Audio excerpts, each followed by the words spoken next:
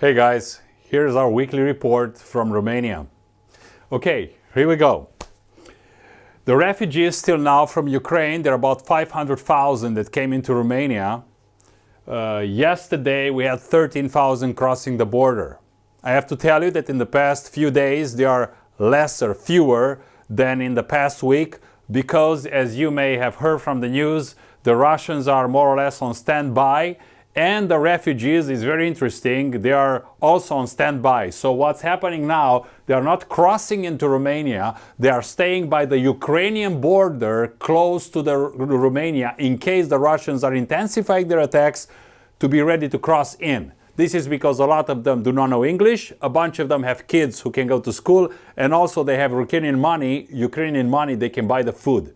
So the crisis is right now on the Ukrainian border, right on top of Romania. Regarding camps, they are full of food. We don't need them anymore in Romania. That's why we want to focus on Ukraine, starting with the transportations next week. We have a full kitchen. We have some cooks that are doing a great job by the border.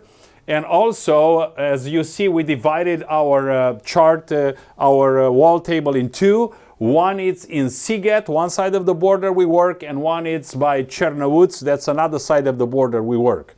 So, on Sighet, we found a church, Betania, in the Romanian side that is basically a camp refugee, where whatever refugees are coming from Ukraine and need lodging, need transportation, need medical care, need, whatever needs, they will contact us and we're going to go and pick them up and take them to Arad. Already we've done that so far.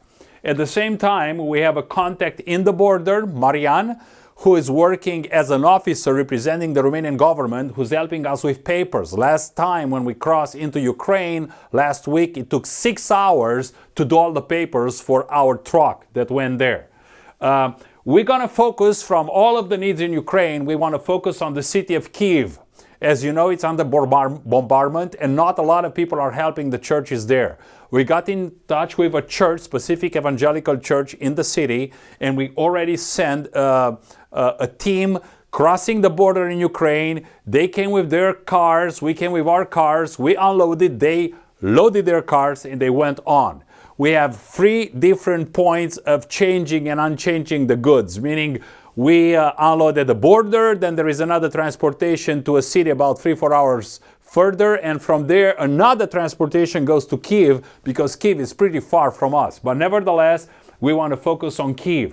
Right now, we need to figure out how to change dollars and euros in Ukrainian money because the banks in Ukraine have a hard time, so we try to figure out that stuff. And at the same time, we are trying to get names and numbers, phone numbers, and how many in a family from those in Kyiv or other parts of Ukraine who want to come to Romania specifically to get help.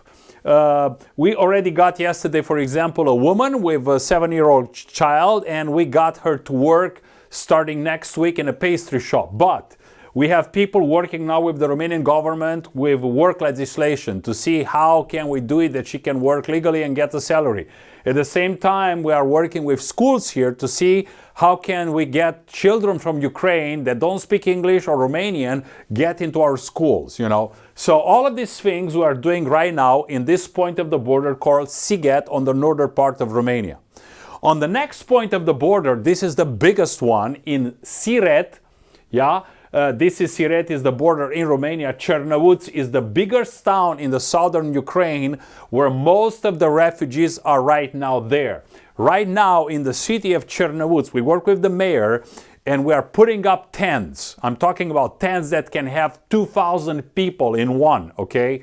These are huge tents. We are sending construction team next week to put them up. We are buying chairs and tables, and also we're sending volunteers that can feed them. We have kitchens and we're going to send cooks and funds. Also, we work with the hospital. Remember I told you about the children's hospital?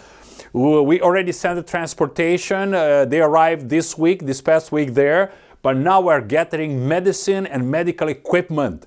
On Tuesday, the first transportation is going to go, and probably on Friday next week or Thursday, the second one is going to go. We are sending them also pillows and things for the beds and other things that are necessary for the many children that are overwhelming this hospital right now. So right now, this is where we are. We're so thankful for Alex. We're so thankful for Dave, which is another American missionary that was in Ukraine from Kyiv, who joined our team. And thankful for all of you guys that are helping us here from different churches in the U.S., and other parts of the world probably, who are praying and helping us. So we try to keep informed every week about what we are doing and how we manage the stuff. Pray for us, and may God be praised for everything He's doing in this time of crisis. Thank you.